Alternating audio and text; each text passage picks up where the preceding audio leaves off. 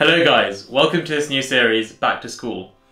Over the next 4 videos, I'll be trying my best to give you really good advice on how you can make the best start to the school year. A lot of you will be entering Year 10, Year 11, Year 12 and Year 13, some of the most important years in your school career. In order to make the best of those years, it's important to have the basic foundation correct. Over the next 4 videos, I'll go through organisation, mindset, extracurriculars, and also a last video on things that you should ideally buy, and that will be so that you can make your life much easier when it comes to studying. Now, to all the things I mentioned in these videos, I'll make sure to leave a few Amazon links down below so you can get them easily, or for things that I recommend you should go and look at before buying, I will write down a few really useful shops that will help you out.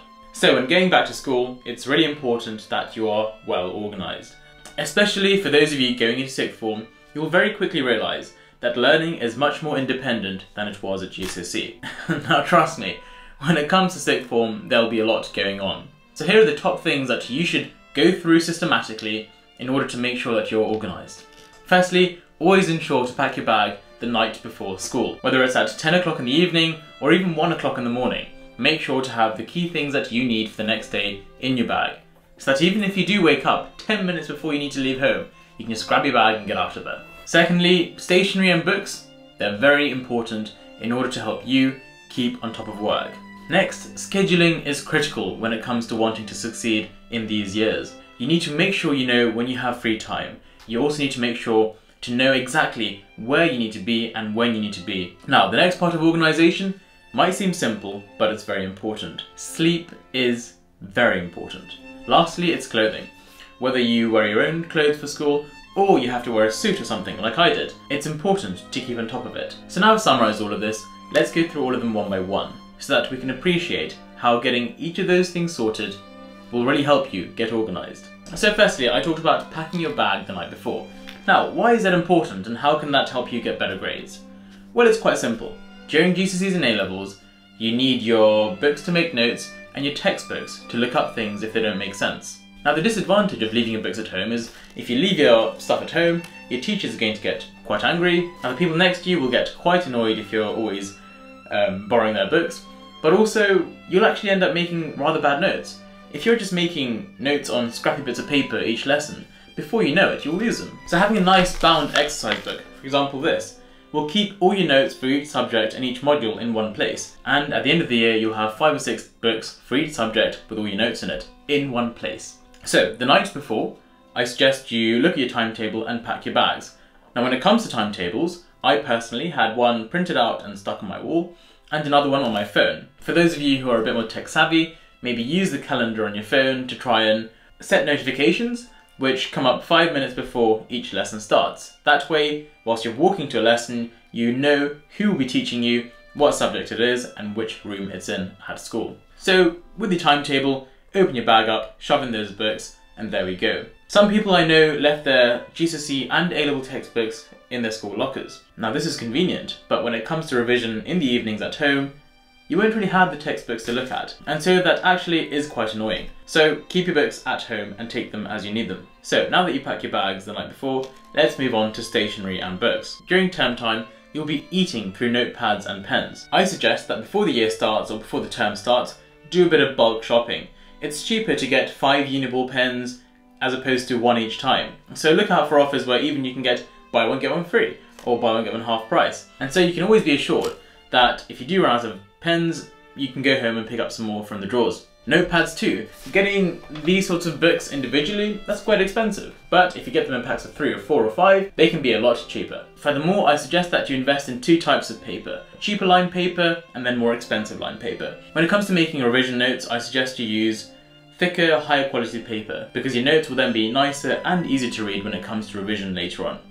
When you're actually revising and just scribbling things down and making rough notes, or just researching stuff, I suggest use the cheaper quality paper, because that you can just rip through it and you won't really mind. I'll put a link to the Oxford books down below. Furthermore, invest in a decent pack of highlighters and also some different coloured pens. Whatever you buy, make sure you buy it in advance. Now check out my next video, in which I'll go through all of the exact things that I used when I was at school, and so you can order those exact same things if you think that they will be helpful for you. Scheduling is the next most important thing. Now if you thought GCSEs were difficult, at sixth form you have quite a few more pieces of homework per week to complete. Also, these bits of homework require a bit more research and a bit more understanding. Now, as soon as a teacher gives you your homework, I strongly suggest you write it down in a diary of some sort, or you use your phone, for example the Notes app on the iPhone, where you can make a note of all the tasks that you've been given. The useful thing about this is that when you complete these homework tasks, you can tick them off as you go. And so when you go back